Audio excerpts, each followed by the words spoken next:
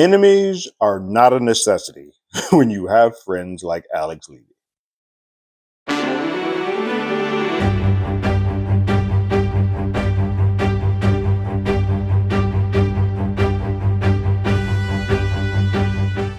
Hello, everyone. Terrence here with Hollywood Already Did It. If you haven't already, go ahead, like, share, subscribe to the channel, leave a comment, ring that bell below. Anytime we have something, you will be among the first to know. First episode of season 4 of the morning show is here. I've watched every single season of the morning show and loved it. And it's one of those shows that I don't know gets a lot of reviews or people watching it, but always seems to be in the zeitgeist of um, great acting or considerable storylines when people finally do get their chances to watch it. Apple just doesn't really do a good job of marketing any of their shows. That said, I tried to do season 3, one of these reactions of every episode for that, but by the time that I realized the morning show season 3 was actively going, it was already like 8 episodes in, and I just didn't have the energy to start to take them one by one, being so far behind. Even for this episode, I'm a week behind because of work, but I plan to be on a regular schedule going forward. But episode 1 of the morning show, called The Roman Empire, does a really good job of catching us up with our characters, our core characters, after the events of season 3, and then sort of starting and laying the groundwork or what we're going to be doing for this season. A couple of catch-ups for those who are not aware of the show, but I think if you're watching a season 4 reaction, you are well aware of this show. But to just catch people up, there's been a major merger that occurred at UBA, and it's now called UBN because it is merged with an NBN, N and BN organization, and now they have become this conglomerate called UBN. And so they absorbed some shows from that. They've kept some of their shows, some of their staff, but there's been layoffs, buyouts, all kinds of stuff. And so it's a little bit of an upheaval, but they're doing well. And it's been 2 years post what we had in at the end of season 3 after the merger happened and the thing fell apart with who their original buyer was going to be. Alex is part of a sort of 3-headed monster that exists with Stella, who is now CEO of the company, and board member Celine, who is played by Marion Cotillard. They're sort of created this big 3-headed triangle feminist movement, if you will. That's what they've championed themselves as. It's the 3 of them running the ship there. And then Corey is off doing his thing because he's sort of been ostracized and canceled. We're seeing the wave of the cancel movement for somebody who didn't do anything of a sexual situation that happened in the first couple of seasons of this show. Did something that was cancelable, and now is kind of trying to fend for himself. And then you have Bradley, who both self-imposed, but also because of the actions of her brother at January 6th, has put herself in a position where she's just teaching now in West Virginia. And so those are where our big 3 are as this season opens. But we open with a meeting with the team of the morning show of UBA/NBN, and Stella is trying to sort of get them to understand and accept AI, which is fun because this show always sort of keeps its finger on the pulse of like what's currently happening, even if it's like a year delayed. So this is dealing with the Olympics, which happened last year, but it's telling their stories through that lens because with the adoption of AI, they think that, hey, this would be a good position and a good setup to use for broadcasting for the Olympics. We only need to record once, but we can go ahead and distribute this in every country, and they will be able to understand it in the form of language that they watch. The team's not really buying it. They're like, cool, that's all fun and dandy, but what about all these layoffs? People that I used to work with are no longer here. Where are we? We don't feel stable. Are our jobs secure? Will AI remove us from our jobs? So there's a lot of upheaval and a lot of not feeling balanced that's still happening with the company, even though that they have been in this merger for a couple of years now. But Stella tells them all to reset. Look, their goal is the Olympics. That is what they're going to run for. That is what they're doing for. The Olympics and the Olympic coverage is going to bring in a ton of money for the network. And so that is our key point of this season. That is our baseline. Until Alex decides to do something to completely muck it up. We're introduced to a new character who doesn't really get much of a story beat here, but is introduced to kind of like let us know what the lay of the land is. But Boyd Holbrook is introduced as Bodie, who is a podcaster. I would almost say like a Joe Rogan ish. More, he's like the manly, the bros. I'm not going to say the other name that I think he's more inclined with because I just don't want that on my channel.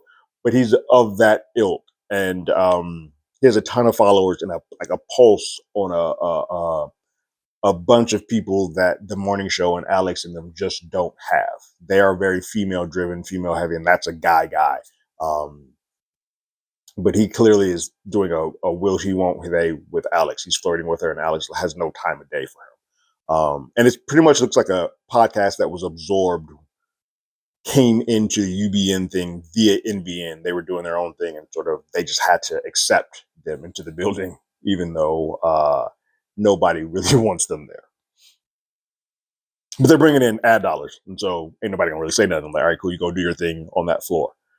So the big overarching story of this season is that Alex is doing an interview, or planning to do an interview with a Olympian Iranian girl named Roya Naziri, and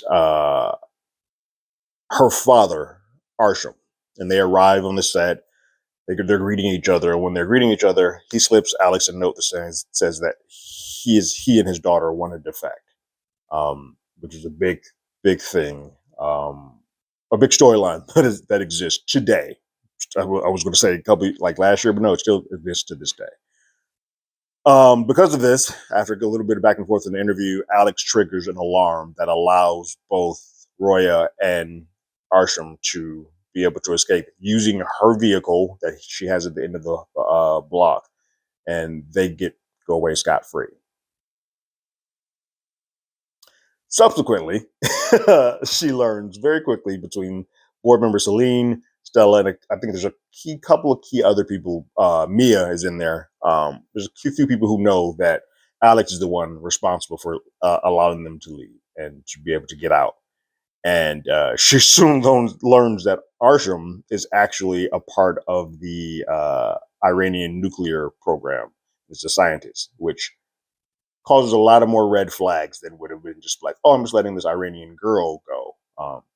And she realizes that, oh, they didn't care about if she defected. They care about if he defected. And she just put a nuclear program person into the hands. Yeah, it just causes a pretty big political statement to say that, hey, this is the side that I'm on, in the middle of them trying to be as Switzerland as they possibly can be. Like, hey, we don't want to pick a side on any of this because we want to be the program, the network that everybody comes to for the Olympics. If you do something like this, Alex, you have just threw a freaking mine in the middle of a field. And so they're now like, okay, here's the deal. We can't have you covering the Olympic stuff. We're going to have to pull you back, Alex, because it's going to start, people are going to start digging and figuring out that you are the responsible for this, and we can't have you being the face of the Olympics. And so Stella comes up with the idea, like, all right, well, let's just have Chris do it. Chris doing everything else, let's just have Chris do it. And Mia immediately is kind of hesitant to that, like, well, hold on. Let's pause a minute. Let's not use Chris because she's already a little bit stretched thin in doing everything she's doing. Mia's concern about Chris is less about Chris and more about herself. Chris says, I can handle it. Like, I want to do all of this. She's like, give me all the work that I can. I want to be the next Alex Levy without doing some of the slimy things that Alex Levy was doing. Like, I want to do this the correct way, but yeah, give it to me. Mia is more concerned that if she takes Chris off of the morning show, off of the air, Chris is resonating greatly with the ratings. And if you take Chris off of the air, she's been keeping the ship afloat. If you take her off and we don't replace her with anything of substance, those ratings are going to start going down. And Mia knows that if the ratings start going down on her watch, the idea of her ever getting a promotion, something that Stella, Celine, and Alex said that they were going to give her the moment this whole merger thing happened 2 years ago, if this rating started going, she's never going to get that. She's like, look, I need to keep this show going so that I can get that brass ring that you guys have kept promising. So, like, I don't want Chris to be the person that goes out. Or if Chris is going to go out, I need to replace her with somebody of substance. So Stella and Mia come up with the idea of like, well, hold on, we need somebody who's going to bring us in sort of the opposite side of the pendulum, the red state viewers. What's Bradley doing these days? And they come up with the idea that, hey, it might be time to go back and try to recruit Bradley to bring her back, which Alex has no desire to do. It's like, nah, I don't want to do it. Now, we know that Alex knows why Bradley needs to be kept away. Everybody else at UBN believes that Bradley is just taking a sabbatical, and because of the things that her brother did, she just doesn't want to be a part of the news. Alex knows and remembers that, hey, Bradley removed evidence, deleted evidence of her brother. So she is more of a live wire to have on network than anyone else.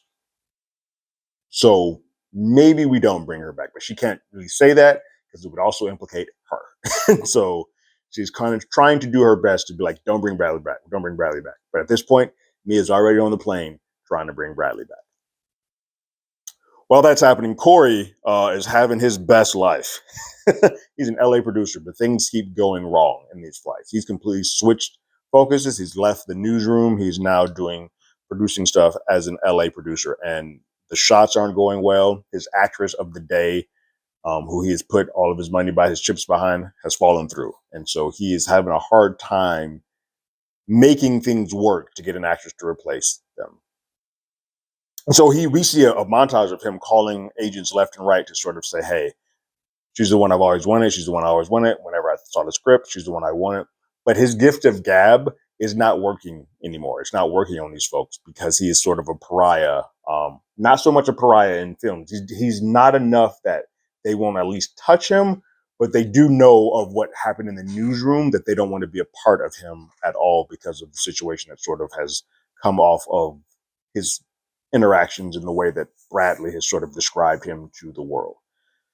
And so in his failures to get anybody going, he is trying to get attached to Julia, which I'm going to suspect is Julia Roberts, who is represented by Doug Will Arnett, who is Alex Levy's agent. And so he's going to try to cash in that chip. See how that goes. We catch up with Bradley, who is teaching at a school in West Virginia.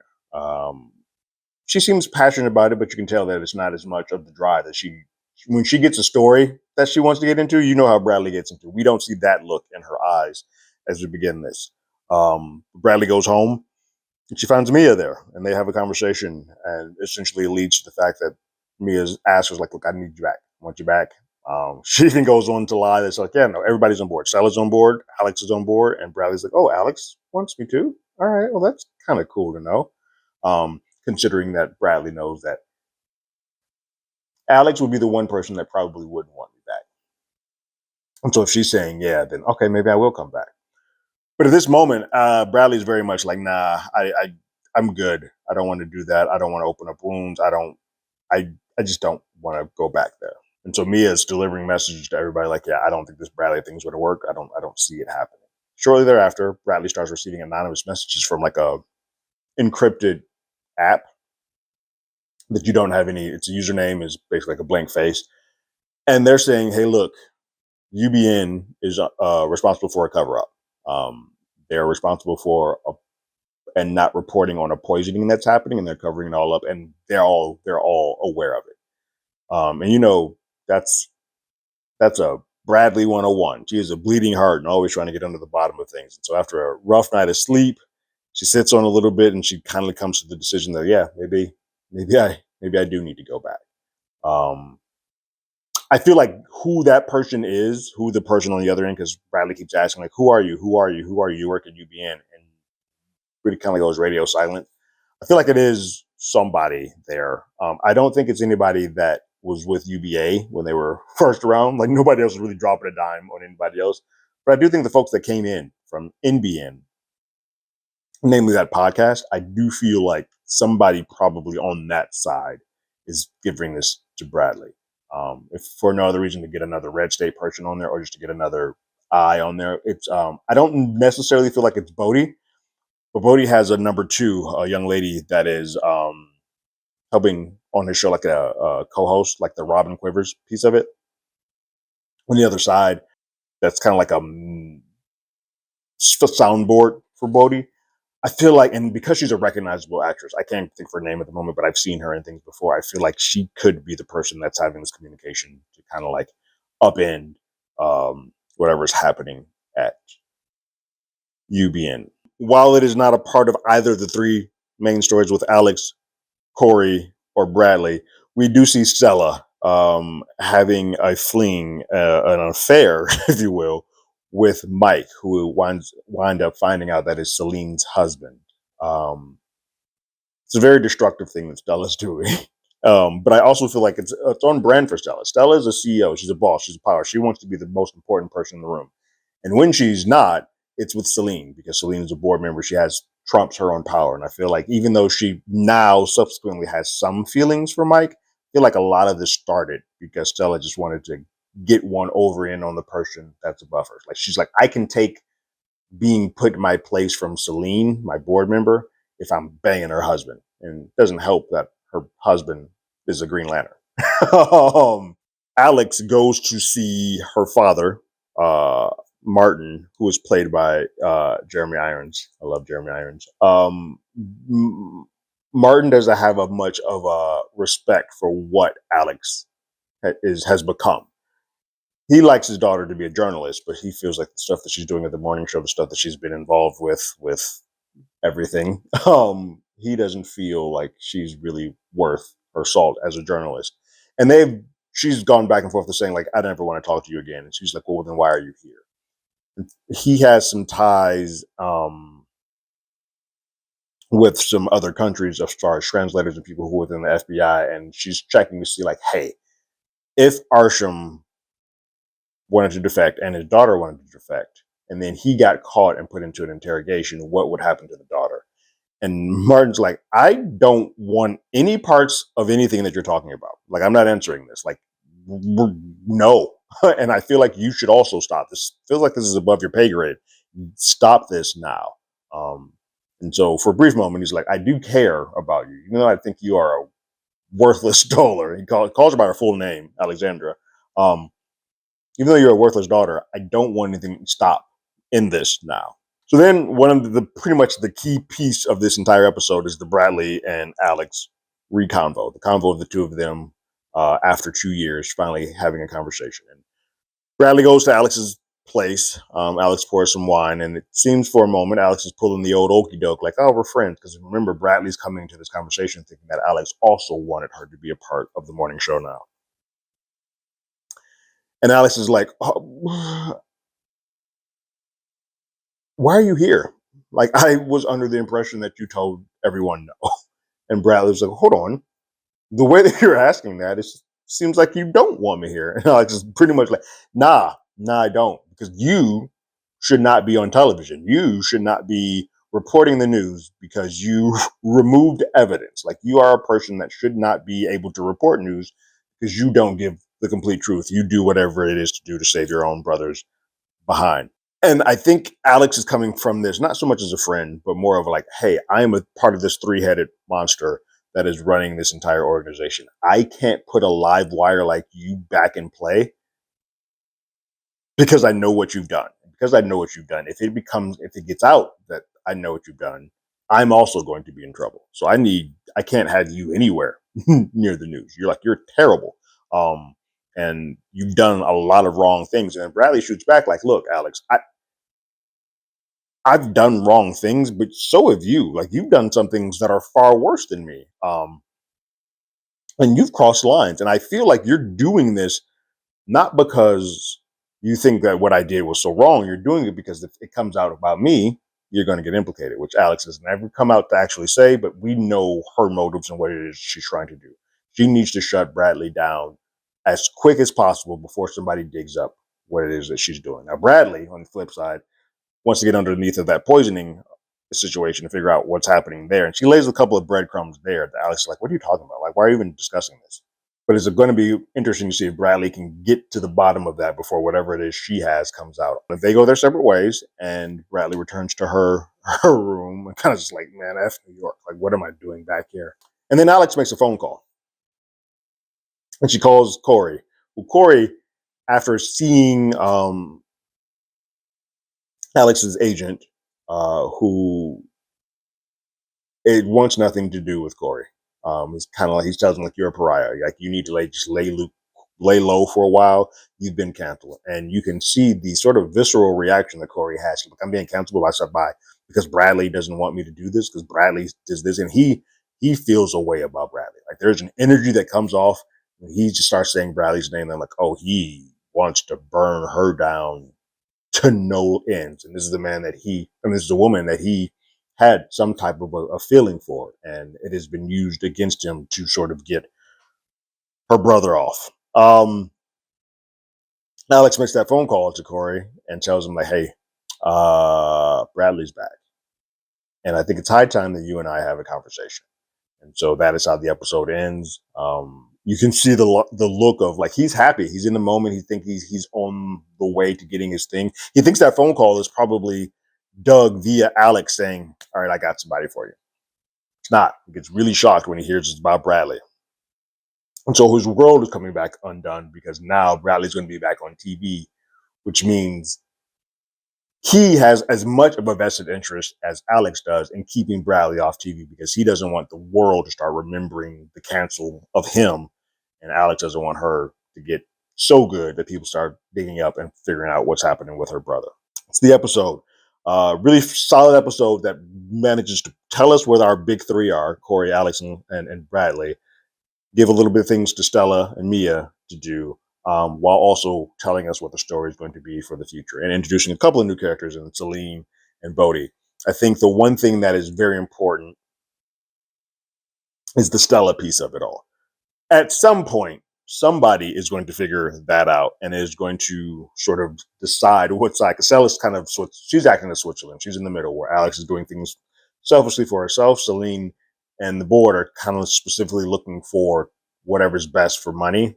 But Stella kind of goes with Celine. And I think whoever on the other side gets a hold of that news, what Stella's doing, yeah, they're going to flip her real fast. Good episode. I can't wait to continue on. I love the show in that it keeps up with current times, adds a little bit of its own flavor to it. But whenever you get a scene with Bradley and Alex together, magic happens. And it doesn't matter whether they're friends in that moment, whether they're enemies, whether they're opposing sides. It always just creates for great television. What did you guys think about the first episode of the morning show, season 4? Go ahead and leave your thoughts and comments in the comments below. If you haven't already, you can follow us on X at HollywoodADI. You can hit us up on email at HollywoodAlreadyDidIt@gmail.com. We also have a podcast by the same name. That's on Apple Podcasts, Spotify, anywhere that plays podcasts. We're there. And like always, I got my ticket. You got yours.